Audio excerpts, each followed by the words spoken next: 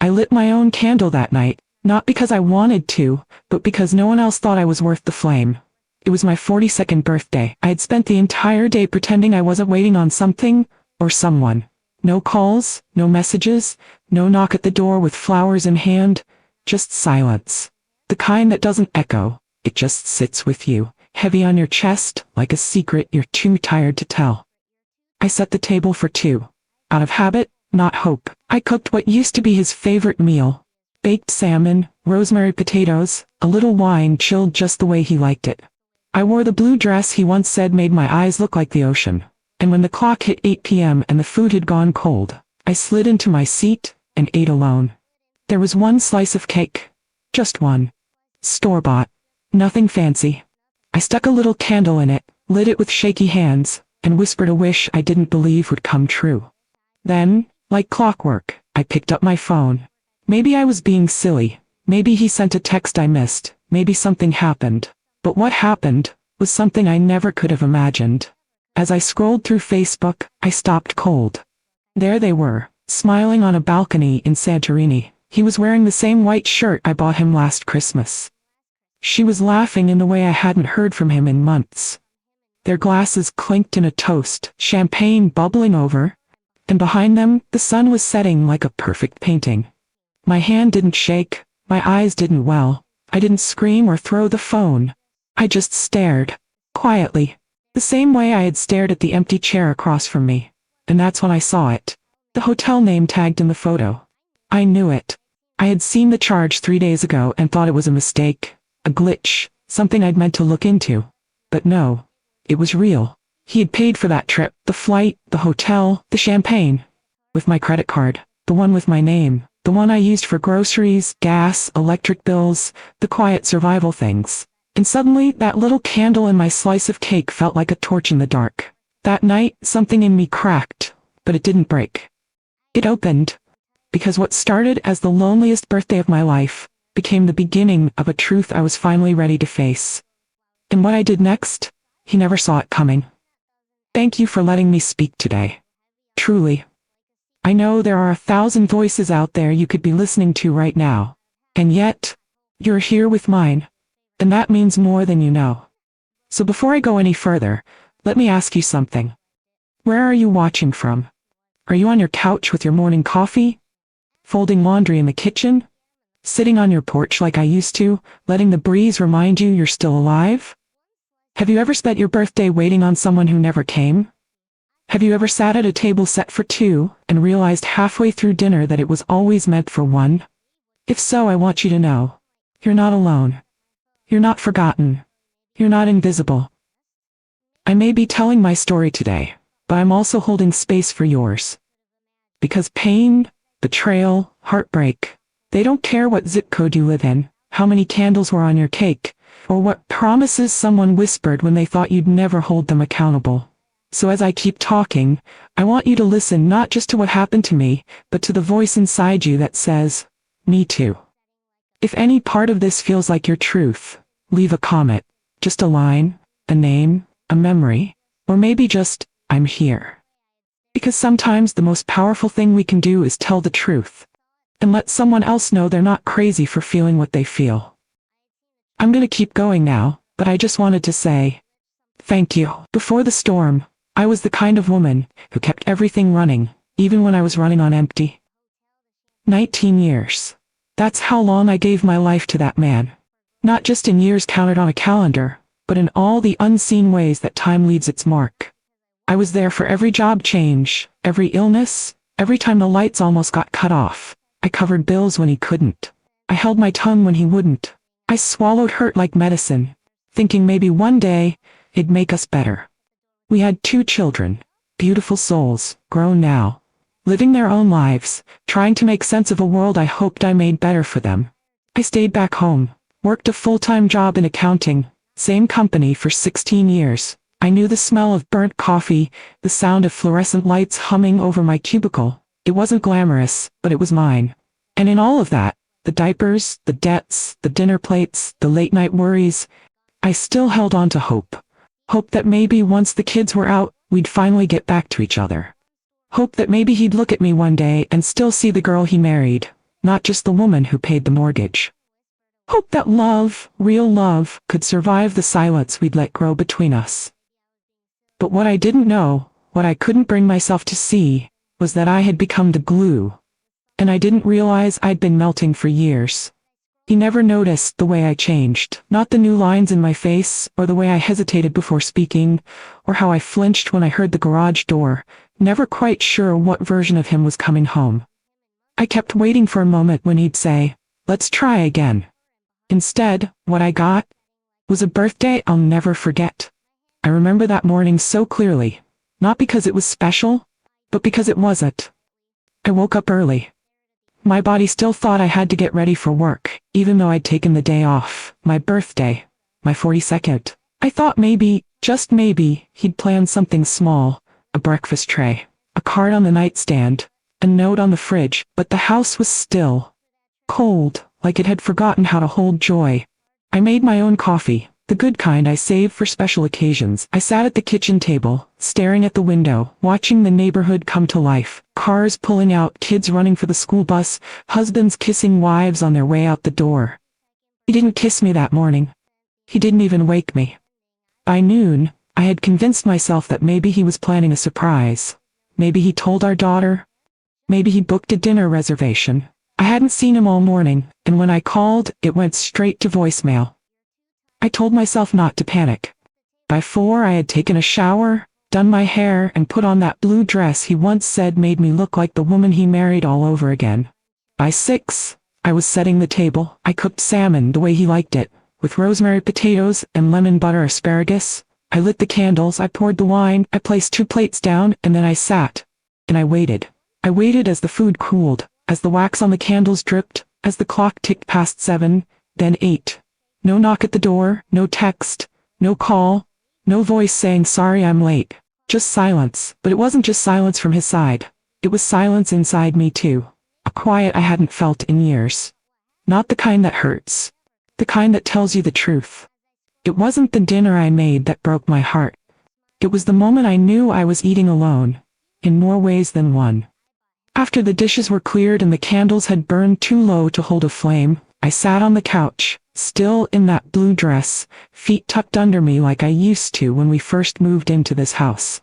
I reached for my phone, not really expecting anything, just something to fill the silence.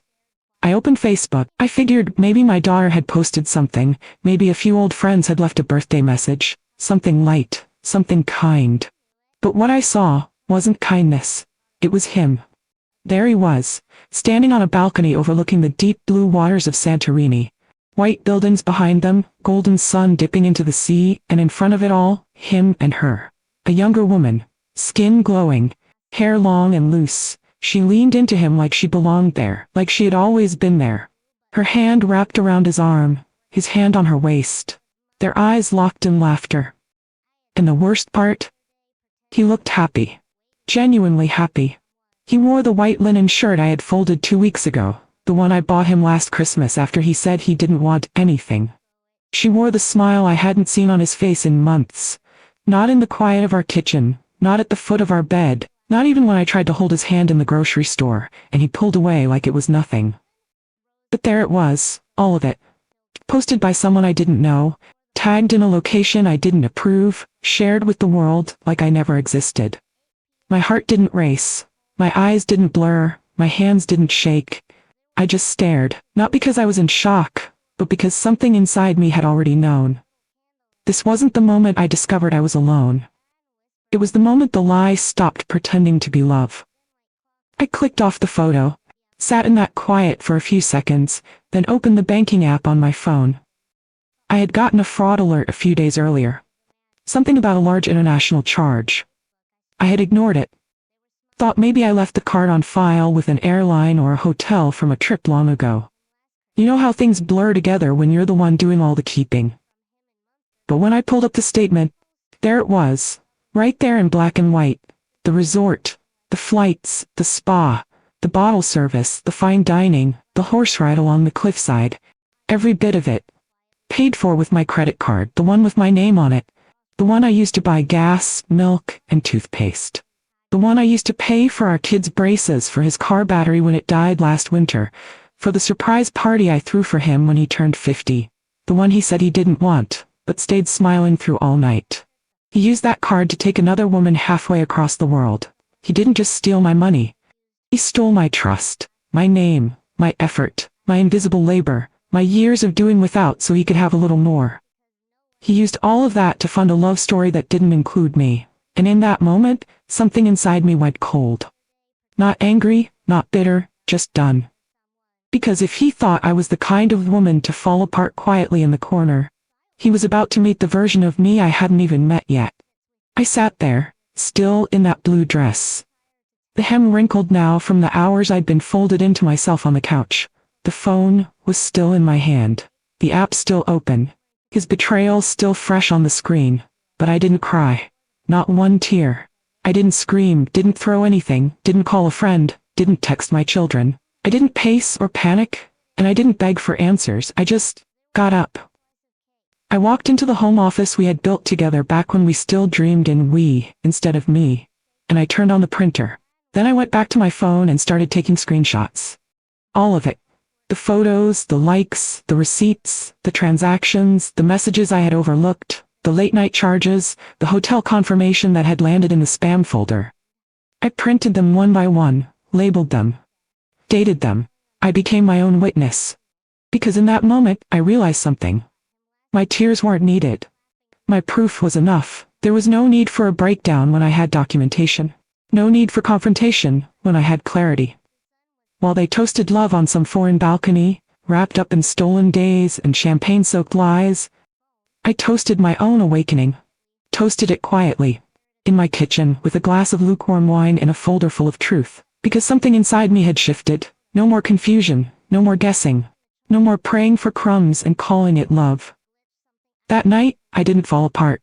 I fell into focus. The next morning I didn't sleep in. I woke up at dawn, made myself a strong cup of coffee, put on a clean blouse, and opened the manila folder that held my marriage's obituary. No tears, no makeup, just purpose. By 9 a.m., I was sitting across from my bank manager, a calm woman named Denise who looked at me like she already knew.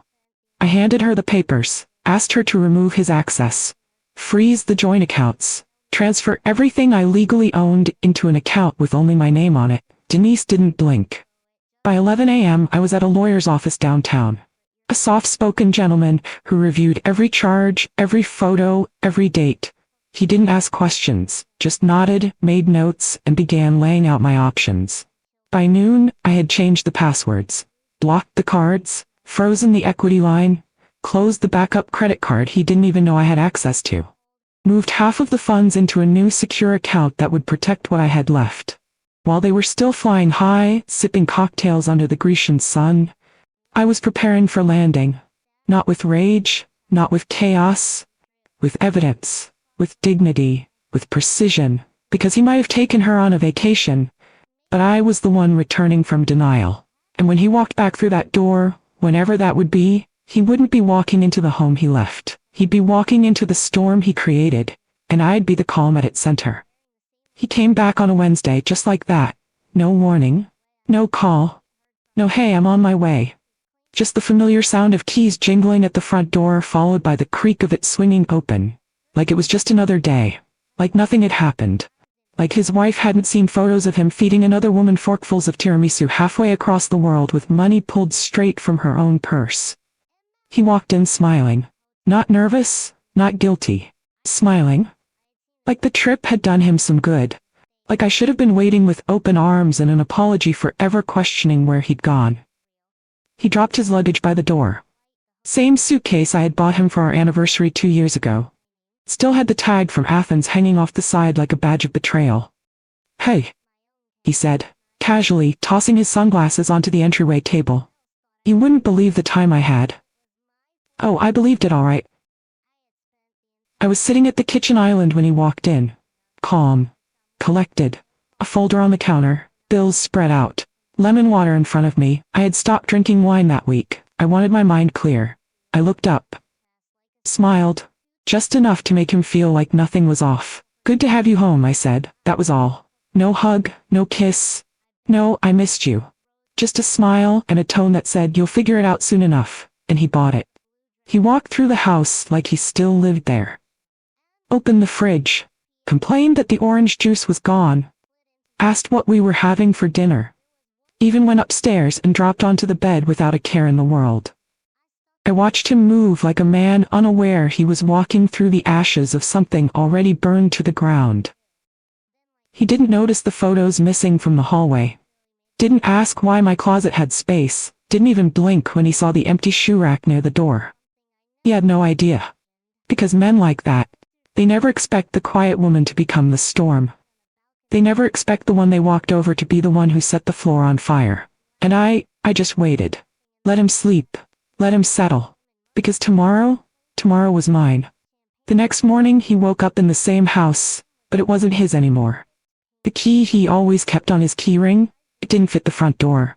The joint bank account, frozen. The phone plan, split. The car title, transferred. The utilities, in my name only. His name had been erased from everything but my memory. And even that was fading fast. I made sure he had coffee. Left the pot on warm because I wasn't cruel, just done. Next to it I left a thick envelope. Inside, printed receipts, photocopies of every charge, legal paperwork. A note in my handwriting that read, "This is what accountability looks like." I didn't wait to see his face. I had packed my bags 2 days earlier and checked into a hotel across town.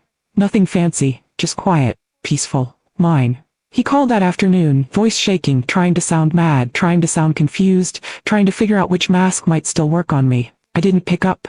He tried again, and again. Then a text, "We can fix this." I almost laughed. I had nothing left to fix. I wasn't broken anymore. Just free.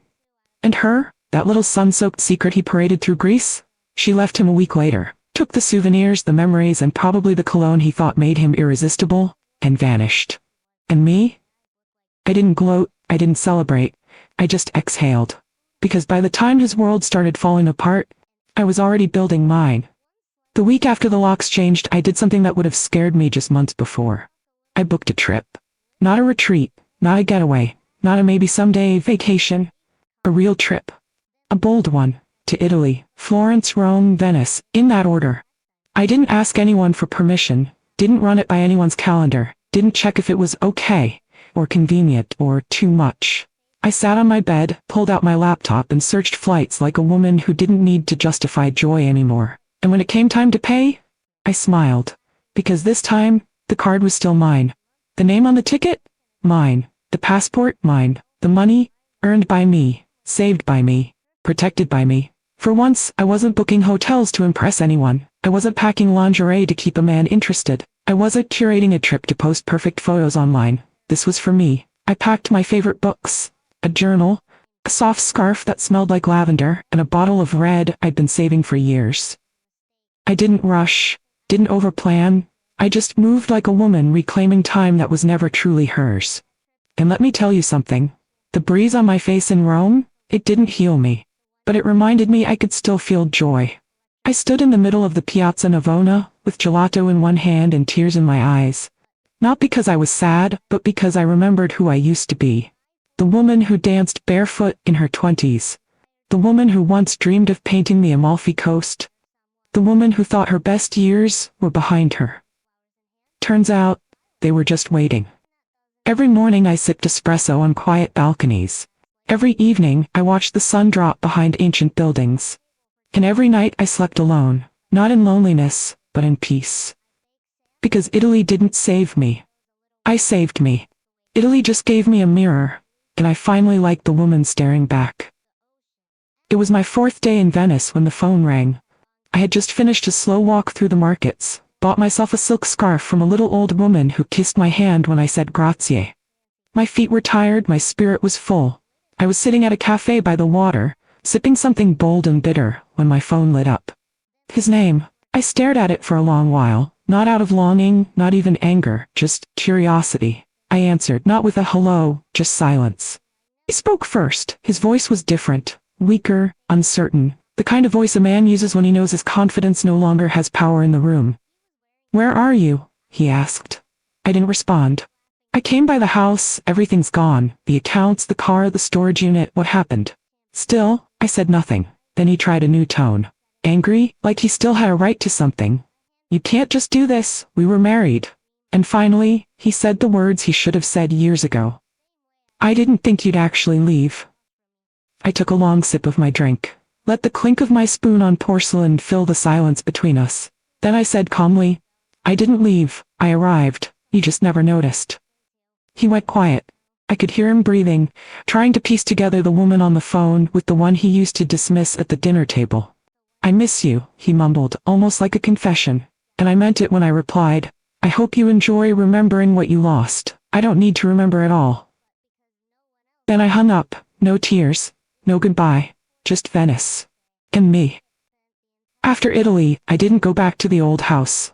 Not even for a minute. Instead, I took a detour to a little town 2 hours away where no one knew my name, but every street felt like a second chance. And that's where I found it. A small cottage. Nothing grand, nothing loud, just right. White shutters. A crooked mailbox. A garden with overgrown roses that reminded me of the version of myself I'd buried under years of trying to be enough for someone who never saw me. I bought it in full. No mortgage, no shared deed, no explaining where the money came from, no discussions about color palettes or floor plans. Just me, walking into the bank with the same hands that used to fold his laundry and hold back my voice. Now holding keys to a new beginning. The first thing I did was plant lavender by the porch. Then I painted the walls soft honey and hung artwork that made me feel something. Jazz played through the speakers. My music. Not his rock playlists, not background noise, just Ella and Billy and Nina serenading my new life. I slept in the middle of the bed. I cooked what I craved. I danced barefoot on cool wood floors with a cup of coffee in one hand and not a soul to answer to. There is something sacred, something almost holy, about walking into peace that you built for yourself. No borrowed joy, no conditional love, just space that reflects back everything you fought to reclaim. And in that little house, with the wind whispering through open windows and the scent of lavender brushing my pillow at night, I didn't just feel safe. I felt home. I used to think the worst thing a person could do to you was leave. Now I know, the worst thing they can do is make you forget who you are, while they stay. My marriage didn't just end. It unraveled, thread by thread, until I looked in the mirror and saw someone I didn't recognize. A woman who gave, and gave, and gave, until there was nothing left for herself but the shadow of sacrifice. But here's what betrayal does, if you let it. It cracks you open. And inside the wreckage, you'll find seeds. Seeds of truth. Seeds of power. Seeds of a version of yourself that had been waiting quietly behind all the noise. This wasn't just a broken marriage. It was a rebirth. It was the moment I realized I didn't need saving. I needed space. Space to breathe. Space to grow. Space to remember that I was never too much. I was just with someone who gave me too little. Sometimes betrayal is the permission slip we didn't know we were waiting for. And while he used my card for a vacation, I used my strength for a transformation. Not for revenge, not to prove a point, but to come home to myself. So now, sweet soul, let me ask you something. Have you ever been left behind by someone who promised forever? Have you ever stared across a dinner table meant for two, only to realize you were the only one still showing up? If so, you're not alone.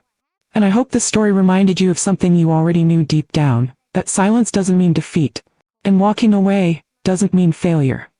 Sometimes, walking away is the most honest thing you'll ever do. If this was your story too, or even just felt like your story, drop a comment below. Tell me what part stayed with you. Tell me what part helped you breathe a little easier. I read every single one.